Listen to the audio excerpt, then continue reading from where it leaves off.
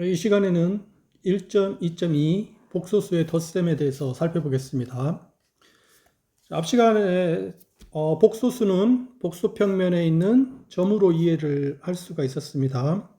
그래서 정의 복소수의 합을 보시죠.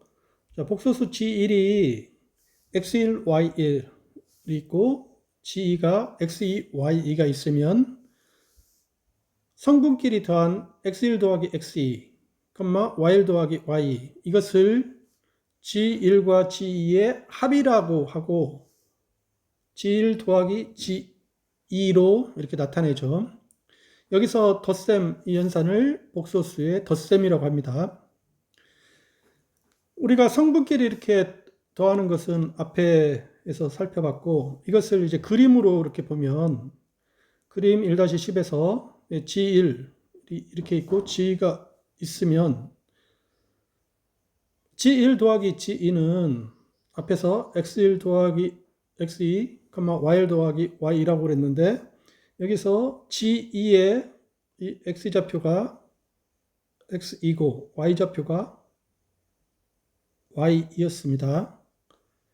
그래서 이 합은 그 G1의 끝에서 x좌표로 x2만큼 가고 y좌표로 y2만큼 가면 나오는 그 점이 x1 더하기 x2임을 알 수가 있어서 이제 이런 그림을 볼 수가 있습니다. 자, 이것은 우리가 이제 복소수에서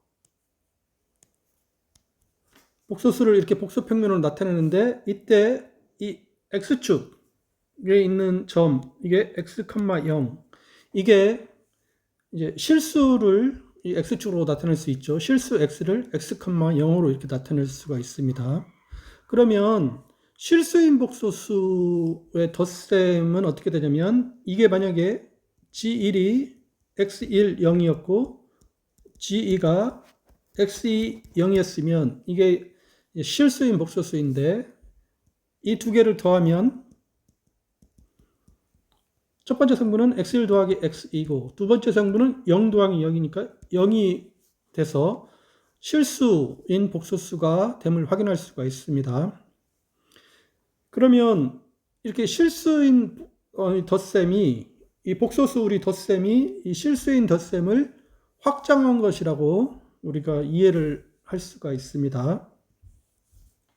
그리고 두 번째, 복소수의 덧셈은 이제 앞 시간에 우리가 그 벡터도 살펴봤는데, 벡터의 덧셈과 정의가 완전히 같음을 우리가 확인할 수가 있습니다. 그래서 Z1이 만약 2, 3이다. Z2가 마이너스 1, 5다. 그러면 Z1 더하기 Z2는 2 더하기 마이너스 1, 3 더하기 5 해서 1, 8임을 우리가 확인할 수가 있습니다. 그래서 복소수의 덧셈은 굉장히 간단한 연산임을 우리가 확인할 수가 있습니다. 그리고 매우 익숙한 연산임을 확인할 수가 있습니다. 그러면 우리가 이제 복소수의 덧셈의 성질을 한번 살펴보겠습니다. 자, 맨 처음에 살펴볼 것은 복소수 덧셈에 대해서 결합법칙이 성립합니다.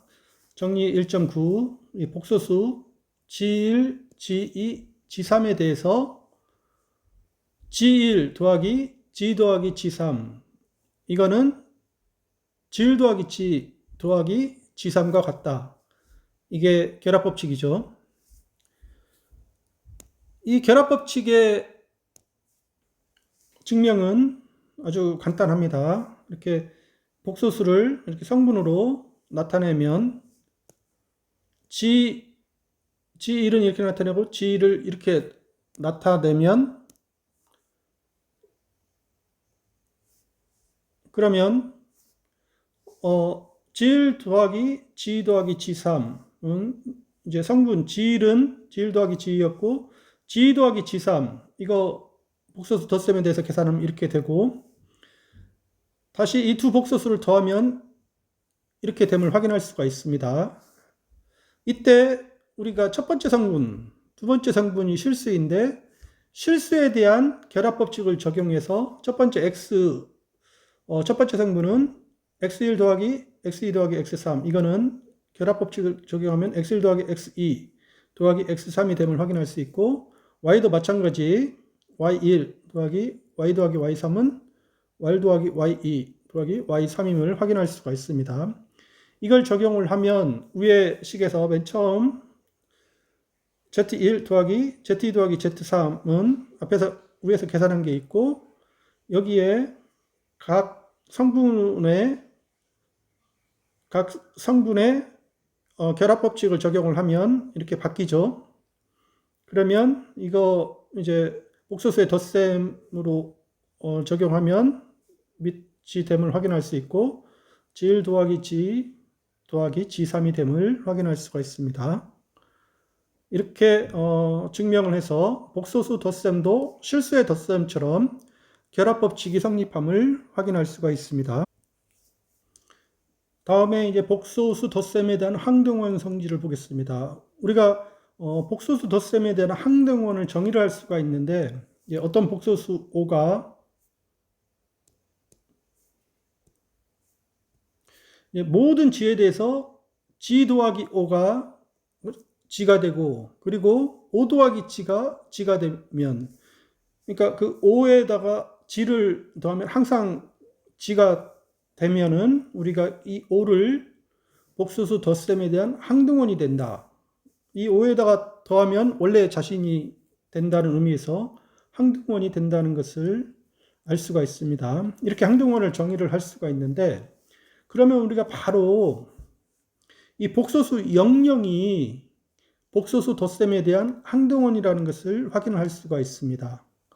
정리 1-10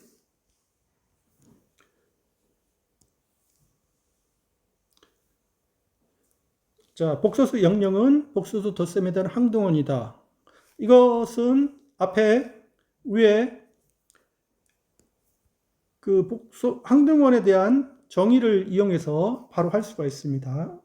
왜냐하면 자, 모든 G에 대해서 G가 성분이 XY 이것에 대하여 이제 계산을 한번 해보면 되죠. G 더하기 00은 이것은 X 더하기 0, Y 더하기 0이니까 XY 이거 G가 됩니다. 그리고 00 더하기 G 이것도 0X 0Y 해서 XY가 돼서 G가 되죠. 이렇게 되니까 정의에 의해서 우리가 00은 복소수 덧셈에 대한 항등원임을 확인을 할 수가 있습니다.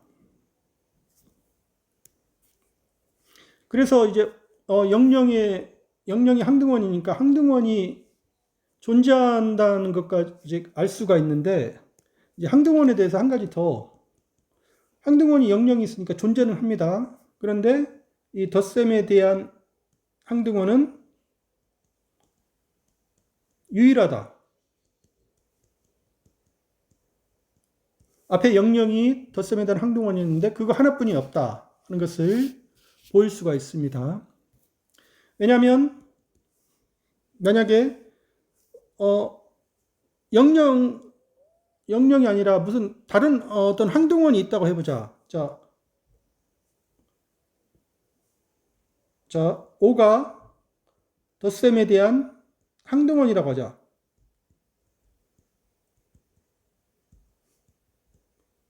이렇게 가정을 하면 그러면 한번 계산을 해보면 5 더하기 00 이거는 우리가 앞에서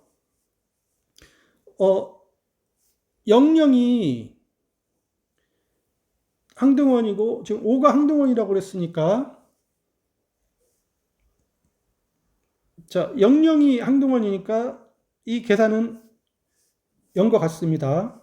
이거는 뭐냐면 00이 항등원. 그런데 5가 또 항등원이니까 이게 항등원이니까 이거는 0령과 같습니다. 그래서 이 5는 0령과 같다. 그러므로 다른 항등원은 있을 수가 없다. 00이 유일한 항등원이라는 것을 확인을 할 수가 있습니다. 그 다음 덧셈에 대한 역원 성질을 보겠습니다. 우리가 복소수 G1과 G2에 대해서 만약에 G1 더하기 G2가 00이 되면 00은 항등원이었습니다. 그리고 G2 더하기 G1이 다시 00, 이 항등원이 되면 G2는 복소수 덧셈에 대한 G1의 역원이라고 합니다. 이렇게 정의를 하면 그러면 우리가 이제 항등원과 비슷하게 뭘 알 수가 있냐면 임의의 복소수에 대해서 이 복소수의 성분에 마이너스를 붙인 게 이게 원래 복소수 G의 역원이 됨을 우리가 증명을 할 수가 있습니다. 이거 왜냐면 정의대로 이렇게 증명을 하면 됩니다. 왜냐면 G가 XY인데 더하기 마이너스 X, 마이너스 Y 하면 덧셈에 대한 정의에서 X 빼기 X, Y 빼기 Y 해서 00, 항등원이 되죠.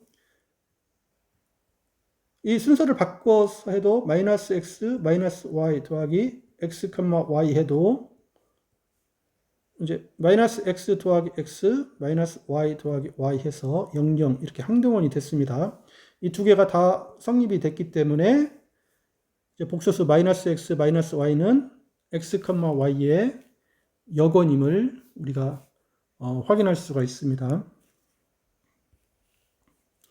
그래서 이거는 증명이 되고 앞에서 보인 것처럼 그런데 이 항등원에서 보인 것처럼 G가 X, Y일 때 G의 덧셈에 대한 역원은 앞에서 봤습니다. 마이너스 X, 마이너스 Y가 역원이었는데 역원은 유일하다. 그것도 이제 같은 방법으로 보일 수가 있습니다. 왜냐하면 자 W가 G, X, Y의 덧셈에 대한 역원이라고 가정하자. 그러면 우리가 이제 W는 W 더하기 00이 되죠. 00이 항등원이니까. 그런데 이건 W는 G 더하기 마이너스 X, 마이너스 Y가 됩니다. 마이너스 X, 마이너스 Y가 G의 역원이니까 이렇게 되죠. 그럼 결합법칙에 의해서 W 더하기 G 더하기 마이너스 X, 마이너스 Y가 되는데 여기서 W가 G의 덧셈에 대한 역원이라고 했으니까 W 더하기 G는 00이 됩니다. 그리고 마이너스 X, 마이너스 Y. 그리고 00이 이제 항등원이니까 이거 계산하면 마이너스 X, 마이너스 Y가 되죠. 그래서 W는 마이너스 X, 마이너스 Y 일 수밖에 없습니다. 그래서 W가 역원이라고 그랬는데 그러면 W는 이렇게 될 수밖에 없습니다.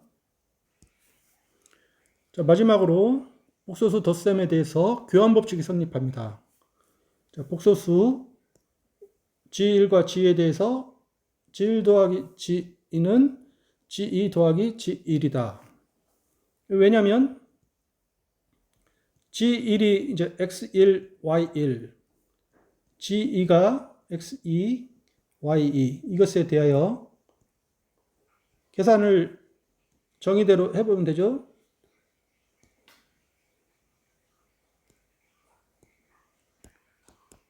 자, G1 더하기 G2 하면 이게 X1 더하기 X2, Y1 더하기 Y2가 되는데 여기에 X 첫 번째 성분이 실수니까 여기에 교환법칙이 성립하죠. 그 다음에 두 번째 성분도 실수니까 교환법칙이 성립합니다. 그 다음에 다시 이제 x2, y2 더하기 x1, y1 이렇게 돼서 이게 G2 더하기 G1임을 알 수가 있습니다. 그래서 우리가 여기까지 복소수 덧셈에 대해서 성질을 봤는데 종합적으로 보면 결합법칙이 성립하죠. 이거는 모든 복소수 G1, G3에 대해서 G1 더하기 G2 더하기 G3 이거는 G1 더하기 G2 더하기 G3 이렇게 됐고 그 다음에 항등원이 있었습니다. 항등원이 유일하게 있었는데 00이 있었습니다. 모든 복소수 G에 대해서 G00 하면 G가 됐고 그리고 00 더하기 G 하면 G가 됐습니다. 그리고 그 항등원은 유일했습니다. 그 다음에 역원. 복소수 G에 대해서 G에 대한 역원. 이건 G 더하기 마이너스 X 마이너스 Y 하면 이건 00이 됐습니다. 마이너스 X, 마이너스 Y에다가 G를 대도 다시 항등원이 돼서 이 역원이 됨을 우리가 알 수 있었고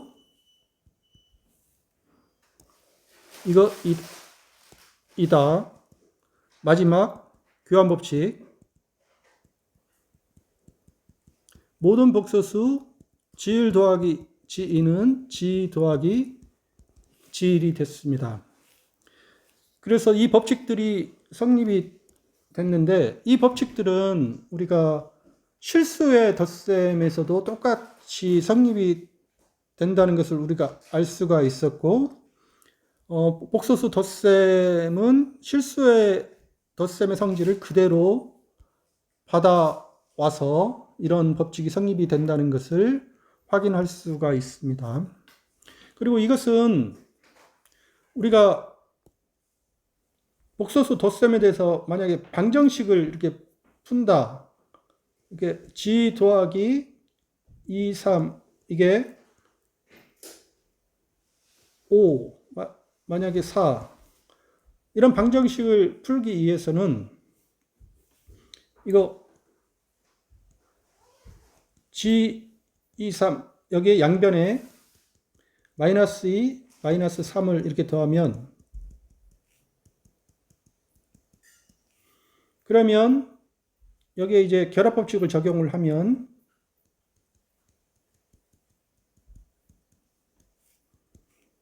이거는 계산을 하면 3이 되고 1이 됩니다. 그러면 이거 G 더하기 여기는 00이 되죠. 그러면 이거 결국 G는 3, 1이 되는데 이렇게 이런 방정식을 풀 때 우리가 결합법칙, 항등원, 역원을 이용을 해야 된다는 사실을 우리가 확인할 수가 있습니다. 이런 기본 법칙을 적용을 해서 우리가 이렇게 문제를 풀 수가 있습니다. 이번 시간에는 복소수 덧셈에 대한 여러 성질을 살펴봤습니다. 이상입니다.